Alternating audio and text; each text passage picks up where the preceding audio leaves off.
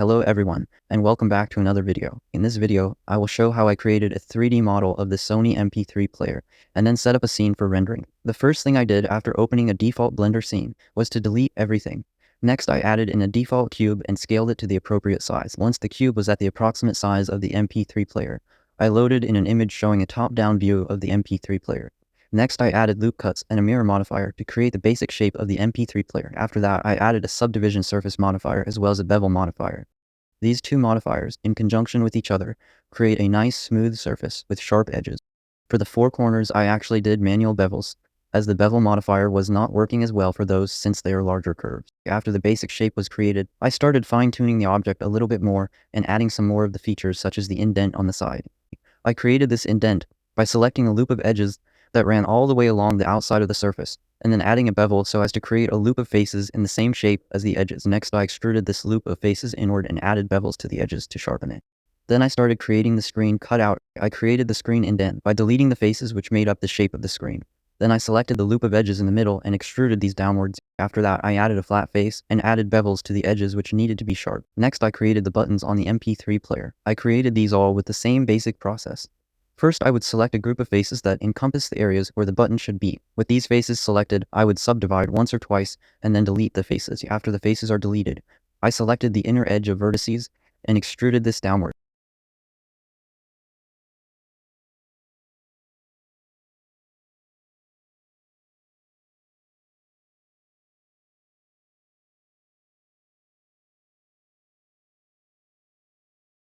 Once the holes for the buttons were created, I moved on to adding the mesh that made up the actual buttons. I did this by duplicating the ring of vertices from each of the button cutouts and then scaling this loop down a bit. Next, I extrude this loop of vertices upwards and add additional geometry to create the shape of the button.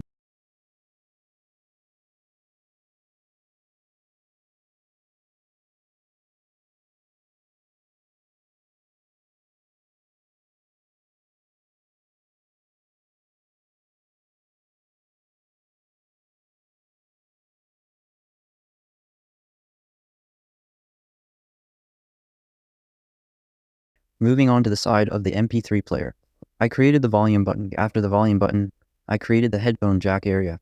Then I just added more details throughout the whole object, both on the side and on the back.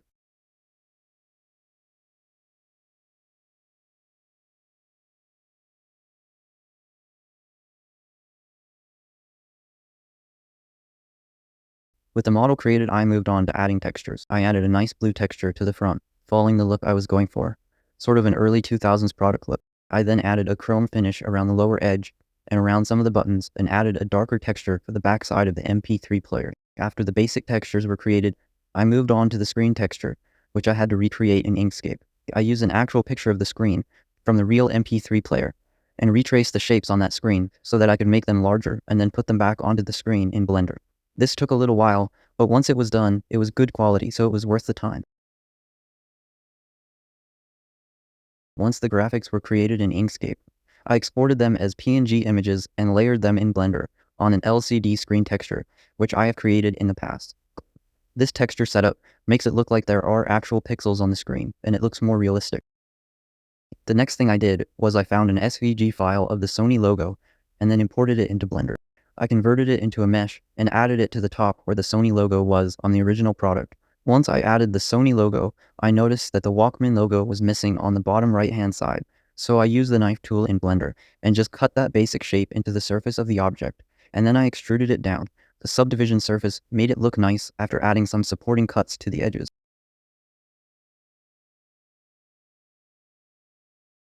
As you can see, I just cleaned up the extruded shape by cutting extra supporting lines away from the logo and to the nearest edge. This last feature completed the 3D modeling portion of the project. After this, I went back into Inkscape and created the rest of the graphics for the MP3 player.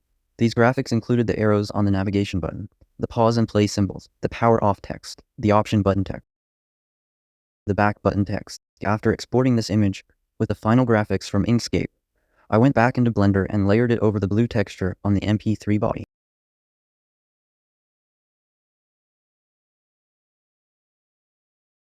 Once the MP3 player was fully modeled and textures were added, I moved on to the scene setup.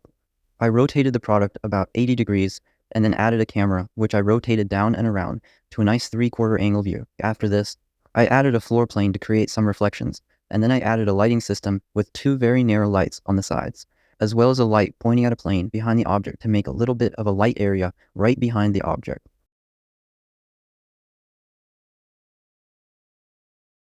Lighting products is a very iterative process, so I just adjust and readjust until I like how it looks. As you can see, I just adjust things like the floor plane texture and position and the intensity of the lights. I also added a plane and moved it far back. This is the plane where I pointed a spotlight at to create a glow behind the MP3 player.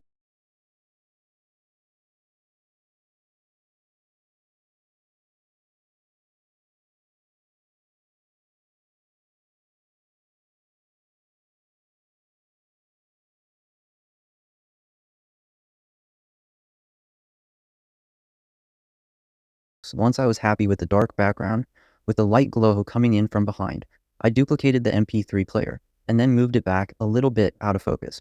Next, I rotated it and then adjusted the hue of the main color to a light pink. Then I duplicated the MP3 player once again and moved it to the right-hand side, rotated it a little bit to a nice position, and then desaturated and decreased the value of this color so that it became a darker gray or sort of black texture.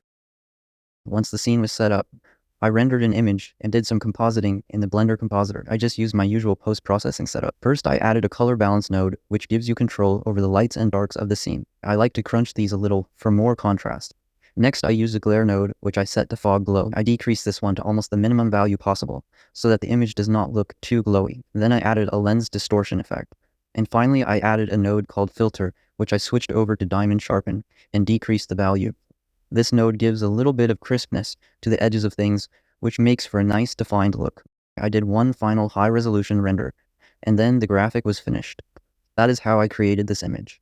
Thank you for watching. If you enjoyed this video, please consider giving it a like and subscribe to my channel for more 3D design videos.